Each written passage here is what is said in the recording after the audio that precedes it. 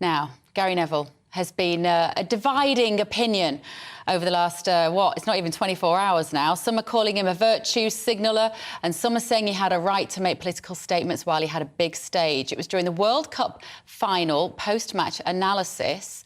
ITV, of course, he was working for, and he had a bit of a rant about the working conditions in Qatar amid controversy of FIFA's decision to hold it there, and he compared this to the UK. Have a listen.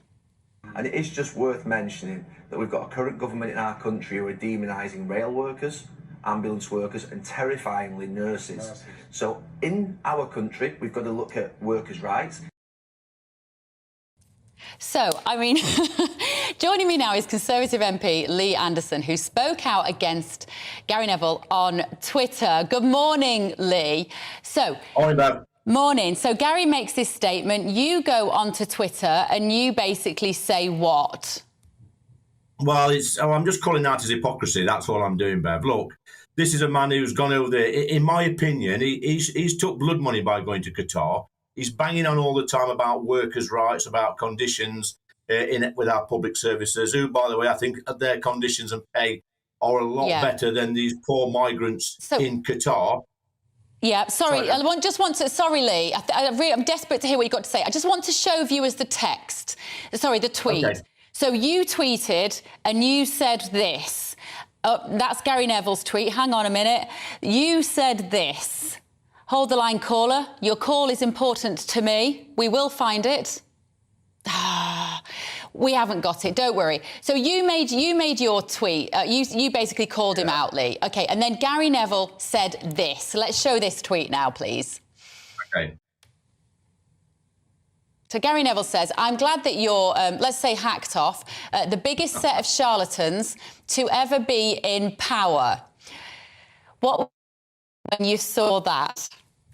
Well, I just sort of smiled. I'm new to Twitter, Bev, so I didn't know how to tag him in or do anything like that. I've just learned how to tag people and retweet. Look, I mean, I'm pretty sure, Bev, that when he was a professional footballer earning hundreds of thousands, millions of pounds a year, playing for Manchester United and England, I'm pretty sure he never called out the low pay of staff at football grounds around the country, especially Old Trafford, where I believe at one time they were paying people minimum wage or living wage, people living on the breadline, escorting them into the grounds, doing all the jobs they do at football grounds. Not once has this virtue signalling ex-footballer called it out. Never heard him at all. Now, he, like I say, he bangs on about workers' rights. He goes to Qatar, where they've probably got some of the worst rights in the world, takes God knows how much money to do that. And he has the cheek to come on and slate our government. The man is an absolute hypocrite and he's a moron. But listen, Lee Anderson, you are a man of values, right? You are a man of opinion. That's what's driven you to become a politician. Gary Neville perhaps has that same sort of ambition in sight. And don't you like it when you see a man not just bred in circuses, not just talking about 22 people kicking a ball of air, but he comes out and he says something meaningful? No, he's talking rubbish because he's making the comparison between the cruelty and the harsh reality of migrant labourers in Qatar. But which, by the way, some have actually died in those stadiums he's been making thousands of pounds preaching his nonsense from. He has the cheek and audacity to compare that with our public service workers. I think probably Gary, in his footballing career, has headed too many balls.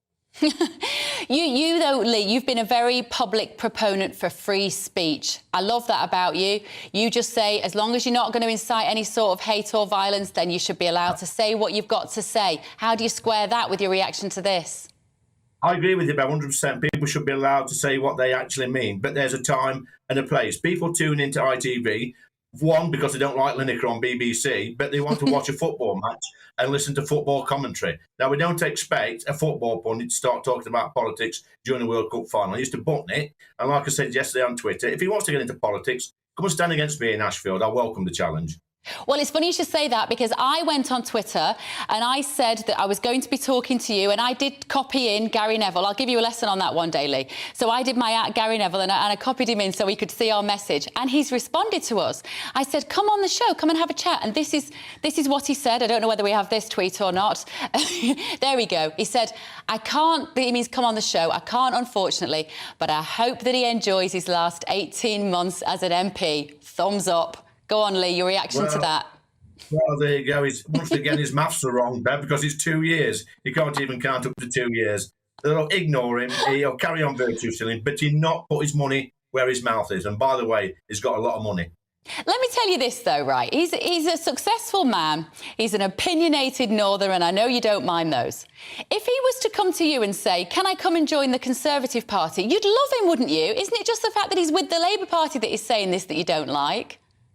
Well, the Conservative Party, Bev, are a broad church, and I think we'd even accept Gary Neville.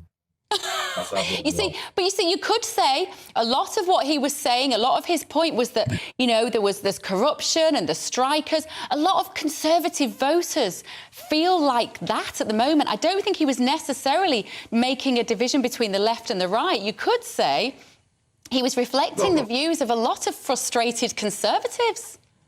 I think what he was doing, Bev, if he'd got any sort of principles whatsoever, he could have made this statement at the beginning of the World Cup, not wait until right at the very end when he's about to get on a plane and his paycheck's just been cashed into his bank. Like I say, I think the man's a bit of an hypocrite, but I'm always willing to come on here and have a debate with him. Absolutely. We will try and make that happen. Lee Anderson, Conservative MP, thank you so much for your time this morning and talking to us in the spirit. You know,